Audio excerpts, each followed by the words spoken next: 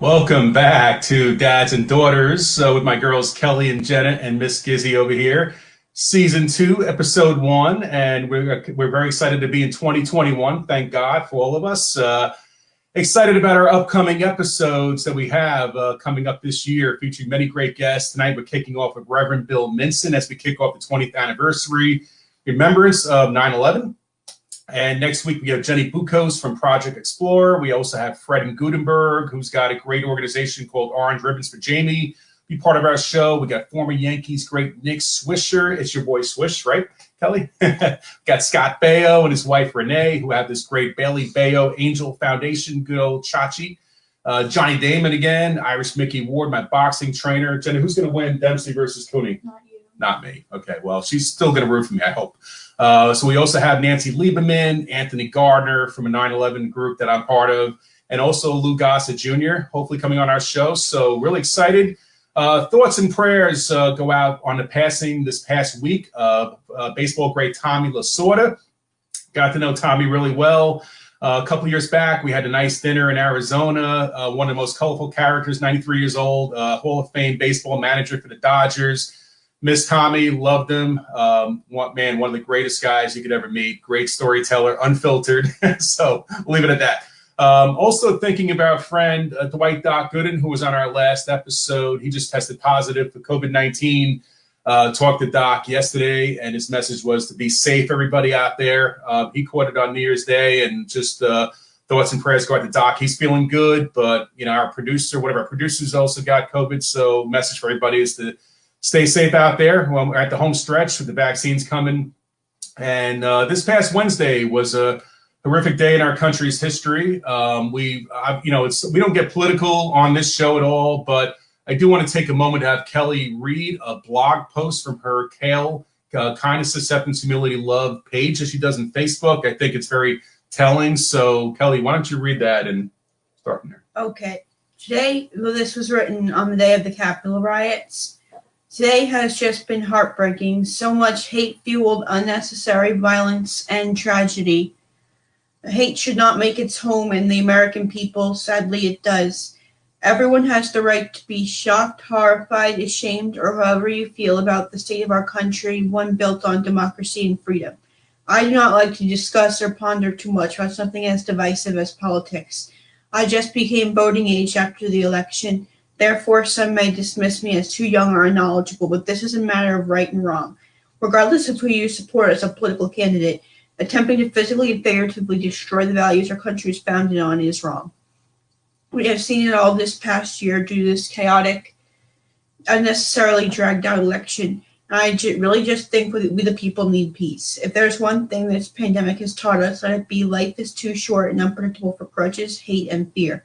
Our differences don't make us bad or worthy of being feared. There's something to be embraced. We should love our neighbor and think twice before we act in a way that could cause harm. Choose to understand and reflect before judging or stereotyping others for their differences. The hypocritical, degrading actions displayed today in D.C. are not a picture of what this country is supposed to stand for. If you were going to stand for one thing this week, let it be love, regardless of the events going on around us. Be kind and accepting to others, even those different from you. No difference in race, ethnicity, ability, or class, etc. should divide us the way this past year and election have. That's it. Yeah, that was, coming from Kelly, I think, especially being a teenager, just turning 18, I think it's definitely symbolic of how we should all feel. Kelly's message is always about kindness, acceptance, humility, love. And, anyone who knows me knows I'm the most bipartisan. Our next guest that we're going to have on as well has been the same way. I met every president since the late 80s, and I respect, obviously our Constitution, our leadership, but the events of last Wednesday were very tragic and unnecessary. So I want to get on to the 20th anniversary. This year is 2021, and 20 years ago we had obviously the 9/11 events. As many people know, I was a survivor on 9/11 and I worked in the World Trade Center. And our next guest is Reverend Bill Minson, who I've known since early 2002. I met him. We'll talk about how I met Reverend Bill in a minute. But we traveled all over the country over the last 19 and a half years. He's been my spiritual advisor, I would say, and has really drawn me closer to my faith. as I've been through the events of 9/11 and Las Vegas. So as many people know, I was the only person who was at the through the events of 9/11, also at Mandalay Bay during that shooting. So I'm going to introduce Reverend Bill to come on with us, and here he is. And I know he's backstage, and here he is. How you doing, Reverend Bill?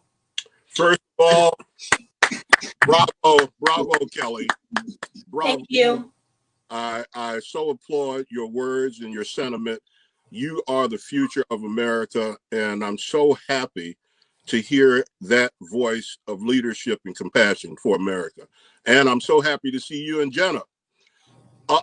Also, Kelly, I want to thank you because I was about to put a lot of money on your dad in that fight. I think you just saved me. Okay, I don't know. I still think I could beat Cooney. We'll go into that another episode. But back in training. But Reverend Bill, we were talking backstage just before the show about last time you seen Kelly. That's you with Lou Gossett Jr., who we'll have on a future episode. You know, one thing about it, last time you met Kelly, it was sometime in 2003 or 2004, and she was just a baby in a stroller. You did these We Remember walks all around. You did one in New York, you did one at the Pentagon, one in California. And I remember at the very end of the walk, somehow everybody got a ride back. It was at the Pentagon where we left, we finished up. And then everybody had to go back to the home base. I think me, you, and Kelly were left without a ride. I think somehow everybody got a ride but us. And we were walking, I remember on the highway. Oh, God. Past us, and I'm trying to avoid this, protect the stroller there. And we walked a long way, might have been another mile back, and we got that day. I remember that. That was something, man. Yeah. We couldn't get a cab. You can't get a cab in DC, but we somehow managed. We walked, and Kelly was sleeping, I think, in the stroller, so she doesn't remember it. But no. I certainly remember trying to avoid the traffic, and anyone who's been through DC knows traffic is just as bad as New York City. So, Kelly, I know you had a question, one of the first questions for Reverend Bill, so why don't you fire away? How did you meet my dad? Well, Kelly, I was a Red Cross chaplain. I started working 2 days after the attacks, and I had a lot of interaction with family members. And I can't remember exactly when I met your dad, but certainly he was one of the first survivors that I met. And we became friends. And of course, after that, I began to see his work with not only those families, but so many others, and trying to raise money for various causes. And I have the highest admiration and respect for your dad because he's a guy that doesn't talk the talk, he walks the walk. Well, I also fill in about how I met Reverend Bill. I remember this actually. It was a 6-month closing ceremony that we had at Ground Zero, the recovery efforts. And I remember I think it was like March 11th of 2002. I remember you presiding over that ceremony that we had when we closed out the recovery and rescue efforts down at recovery. You were there. It was you and Father Bill Jordan, but you were who was there that day. Brian Jordan. I'm sorry, Father Brian Jordan. Brian Jordan was the other guy who was with us. But I remember the doves that you released. I remember that, and we talked. And then I think the next time we really had some time we spent together was in Oklahoma City.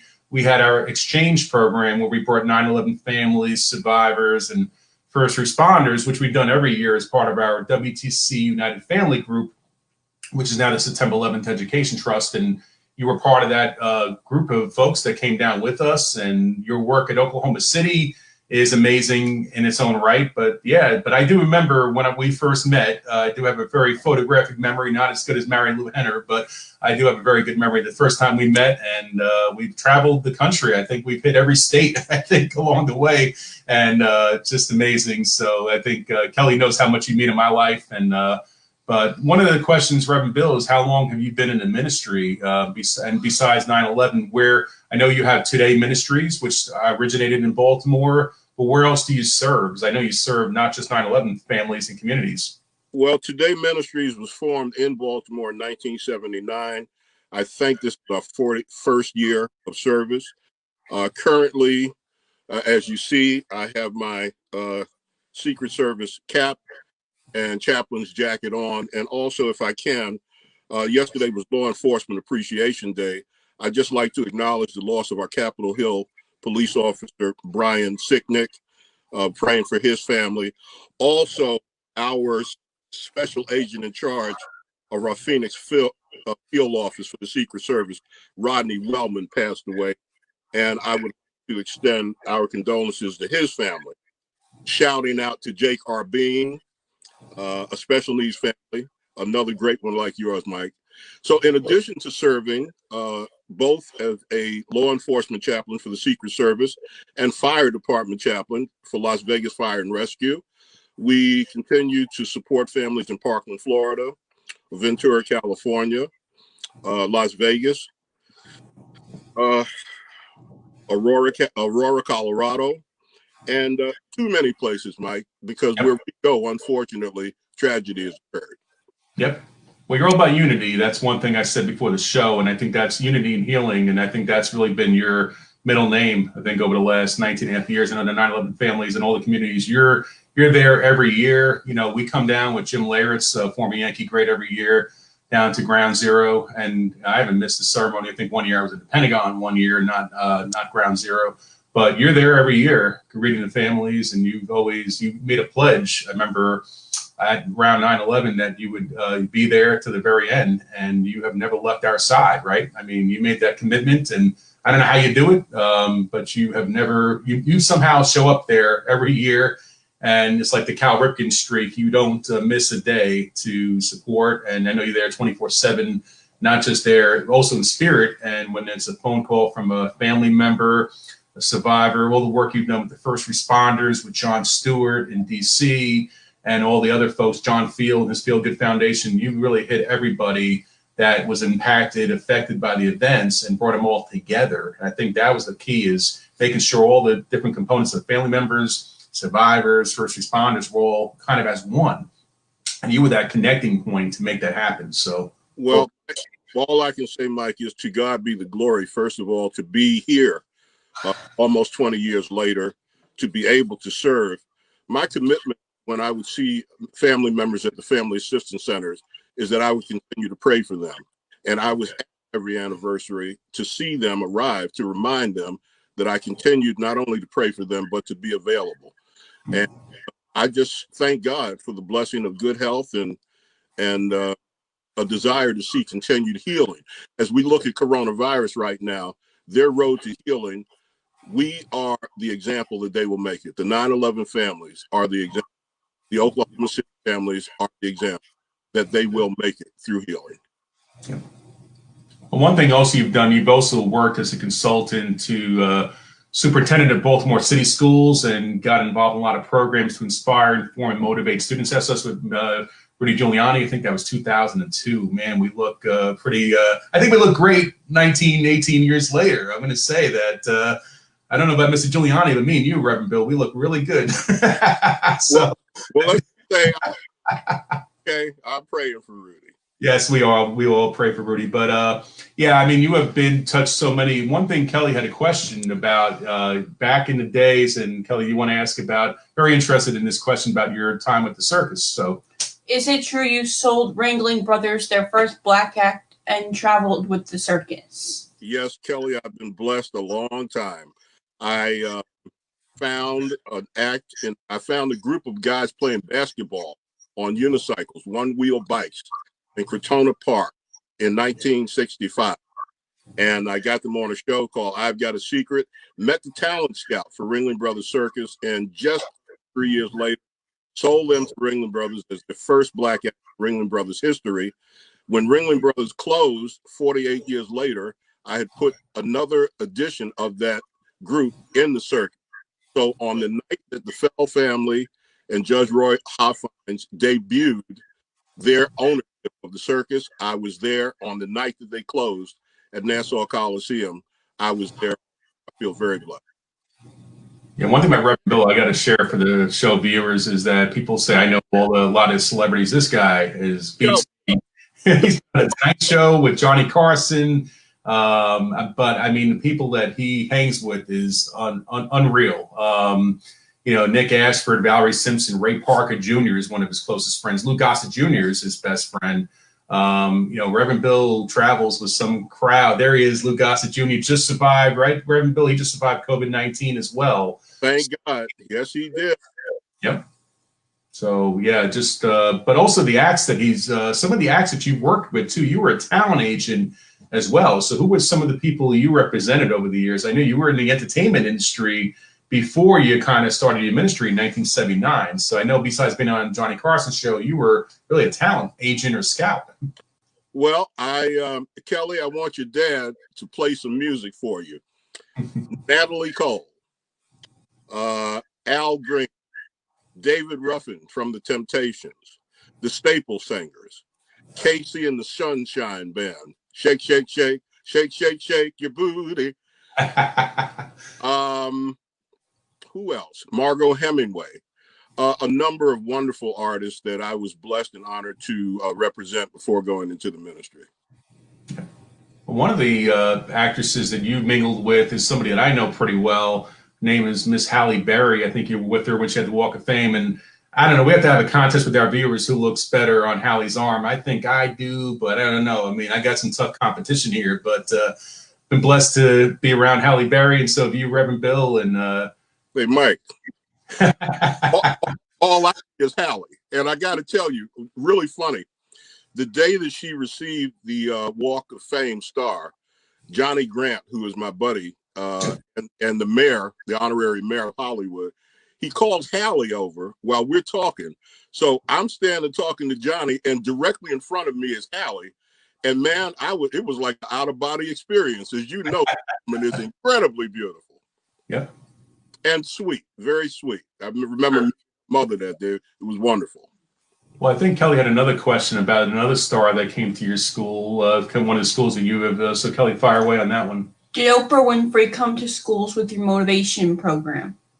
Yes, Kelly, it was my blessing and privilege to meet Oprah when we began our program, Success Today, in Baltimore. We would bring various people in. At the time, Oprah was a newscaster for WJZ television, I believe. She also had a talk show at the time. And I saw her and I said, man, she's an incredible talent. So I reached out to her and she began to appear in schools with us and also do news pieces for us. So I credit Oprah as part of our initial success with our beginning in serving schools in Baltimore. I was consultant first to superintendent in Baltimore schools, then Los Angeles City, then New York City schools. And we look forward to being available to young people to encourage them throughout the nation this year again. Well, one thing what Kelly's been focused on, we had an episode sometime in November on anti-bullying with Mallory's Army. And do you want to talk a little bit about Diane and some of the work she's done, Kelly? Because, I mean, that's what Reverend Bill has been doing for many, many years.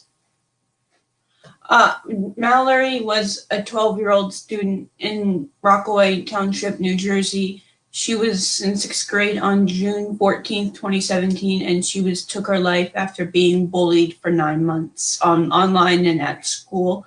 So her mom does a lot of work to change the laws, not just in New Jersey, but around the nation in bullying, because one problem when Mallory was bullied was the administration did not protect her. Yeah. So their mom does a lot of work to also tell kids that you don't have to be that you have to be kind to people. Even if you're not best friends with someone, you have to be kind and considerate of other people's feelings. They just passed a law in New Jersey this past week, right? Correct? Yeah. Around to make that illegal or obviously a criminal act, which I think is should have Mallory's name on it. It doesn't, but the point is that she lobbied to get, and Reverend Bill has been part of a lot of lobbying efforts that we've done in down in DC over the years, and her mom is definitely somebody who really is a symbol. But his program, I think it was called Be Hero Not a Thug, I think. Is that the name of what you did back in the day? Correct. I have a very good memory, so I tell you, not as good as Mary Lou Henner, but I remember Reverend Bill has definitely championed this through his Today Ministries. Talk a little bit, Reverend Bill, about some of the work you've done on that important topic. Well, first of all, Kelly, bullying is one of the harshest punishments that anyone can do. I don't care whether it's a child or an adult. Last year, I attended the funeral of one of our dispatchers in Las Vegas with the fire department. And she'd lost her grandson. And although We're not certain it was connected to bullying. There's a possibility that was part of it. There's something we find difficult about being kind to one another. Although it doesn't cost anything, people seem to have a desire to want to be better than somebody or put people down. It's ridiculous. And stop. And parents need to become involved. Educators need to become involved. The general public needs to become involved, because bullying is something that hurts our entire society. And I applaud Mallory's mother, and I applaud you for supporting that type of effort. We intend to address it consistently throughout this year, in addition to other things related to young people going forward.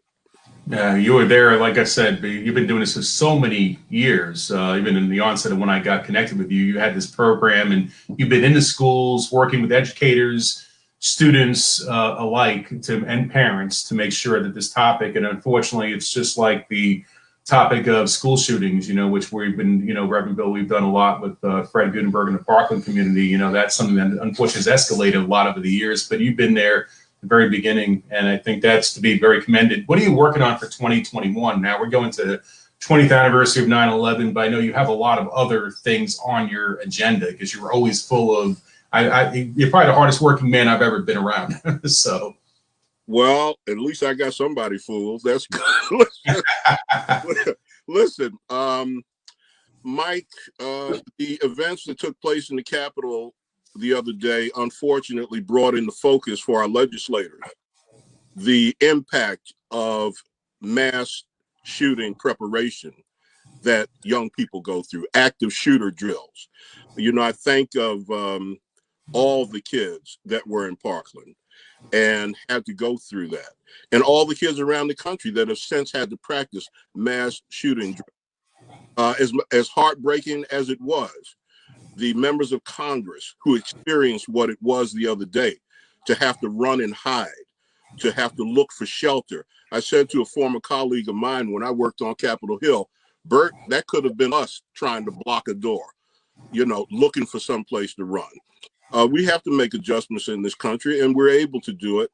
We just have to do it with a whole heart. And we also have to do it in terms of cleansing our hearts. Media fuels people to do many things that are not good for America. And we have to recognize that it's incumbent upon us, just simple guys, Mike, like you and I, if we all did just a little bit, the Jenners and the Kellys of the world, we can see change, and we have to look at change, because there's never been anything that has confronted America that we did not overcome if we did it together. Yep. And I think all the work, Reverend Bill, I was telling Kelly and Jenna earlier before the show that, you've been the most bipartisan person, just like me, over the years. You've supported everybody, regardless of political affiliation. Everybody that you've come across, whether they're Republican, Independent, Democrat, period, you have been there, prayed with them, and supported them. And of course, I think the events of what happened on this past Wednesday go across. It's just kind of like, to me, right or wrong, good and evil. And I think we have to take a stand there against good behavior versus bad behavior. And I think some of the things you championed over the years, you've been a role model to me, and I think to my kids, which I pass on to them, in order to support our leaders, pray for them. But of course, you got to take a stand when there's injustices that happen in this country. So I know that the work that you're doing with 9/11 as we hit the 20th anniversary, I know you're going to be there. We have a lot of things planned this summer. I know the work you continue to do in Las Vegas and their community, Parkland. You've been to Charleston. You've been to so many different communities that have had events, tragic events, and been with them to help them heal. And I know the 9/11 first responders, I appreciate your work as well. You were there side by side with them as they got a lot of things passed through the Feel Good Foundation.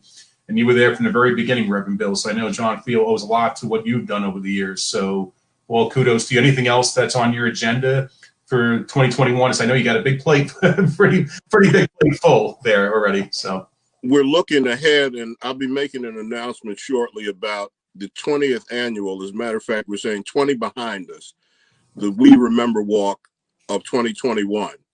And I'm honored to have as my walk committee chairman, two young men that we both watched grow up, Jake Campbell and Jack McNamara. Jake lost his mother, Jill, in the attacks on the World Trade Center. Jack McNamara's father, John, my friend, died from his 9/11 cancer-related illness. These are two of the finest young men, and like Jenna and Kelly, they are the future of this country, and it becomes our responsibility to offer the best that we can to all our young people. And as far as our educators go, educators are the sculptors of our society. I said it in 1979. I say it in 2021, and I thank God and pray for each one of them every day. Yeah, well, one of the last questions, I know we got to wrap up in a few minutes, but I do want to ask, how did your call to the ministry happen? He had a successful career, talent agent, doing a lot of great stuff. And all of a sudden 1979 comes along and you decide to start Today Ministries in Baltimore and start with the school programs. And you have kept going for 41 years, which is remarkable. And I can tell you half of that time has been spent with the 9/11 families. What keeps you going, and what within you drives you to keep that hard work and ethic? Because you don't miss a day. Well, quickly, I'll tell you, I was going to work one day and I was miserable. Now, I said, when you're miserable and you're hanging out with Raquel Welch one night, Engelbert Humperdinck another night, Al Green the next night, something's wrong. And I went to my office. Somebody said, "What are you going to do with your life?" I said, "Oh, I'm going to produce records, film, and television." They said, "Yeah, but what are you going to do?" And I said, "Oh, I'm going to become a minister." And I knocked off my feet and I said, "Thank you, Lord, but no thank you. You got to be very good to be a minister." And I wasn't planning on being that good, but here I am so many years later with the best gift that I could have received in life. And Mike, in the beginning of my study for ordination, I read a scripture that says, "If you make my kingdom your primary concern, I will supply your every need." He's functioned 41 years without ever passing a collection plate, ever sending out one donation envelope. God made a way for us to function coast to coast, and it is my blessing. I will never receive a greater blessing than serving God's people. My paycheck is in heaven, and that's all right with me. Well, it's a legacy is what it is. I mean, I think over the years, when you look back at all the things you've accomplished, if you had a list of accomplishments and achievements, I know you don't look to get solicit that type of feedback, but it is an incredible amount of work that you have done over the years and through so many all over the country. I don't know. I mean, I travel a lot, but I think you beat me on the miles. And sometimes you drive, you take a train, you don't even fly as much as I do, but you get there. I don't know how you do it, but I just want to commend you for the work you've done. And I know we have a lot of shows that are going to be very 9/11 themed. We hope to have you back as a guest, of course, recurring guest hopefully we'll have our friend Lou Gossett Jr. on with us as well, because he's done so much great work. And as well, I know he's one of your close friends. He's from Brooklyn, so I got a little affiliation with him. So for two Brooklyn guys, but you're definitely, I know you're from California, Baltimore, but you're a New Yorker. You've been with us since the very beginning, Reverend Bill. So hats off to you. And as we wrap up, just want to thank you for the work you do. Also, last thing I want to plug is you go on your Facebook page, Facebook Live, every morning. You do a coronavirus sort of, I don't know if it's a sermon or just a daily update. And it's those reflections. I watch those every morning. So if you go on to Facebook and follow Reverend Bill Minson, very inspiring stuff. So please take a look at that. And when I get up, you're up before me, but I do watch that. Well, thanks, Mike. Sunrise every morning. God said, get up and go out and pray. It's been a blessing to me. And I want to remind everybody who's shook up by the events they're watching, things are difficult. This is the time to remember nothing is too hard for God. Yep. Never be afraid to turn to God. He's available to you. Yep. Well, thanks, everybody. We'll have a great show next week with Project Explorer, and look forward. Thank you, Reverend Bill, again. I'll be on your show tomorrow night or tomorrow afternoon, so look forward to that as well. I'll post that. And All About Healing, I think, is your podcast, and look forward to being on that tomorrow with you. WOLB out of Baltimore, 3:30 tomorrow afternoon, and it'll be good to have you as a guest again, Mike. Great. We'll have Gizzy on a future episode, too. She was very good during the show, but it's all good. All right, everybody. Have a good night, and go Saints. God bless you. Thank you.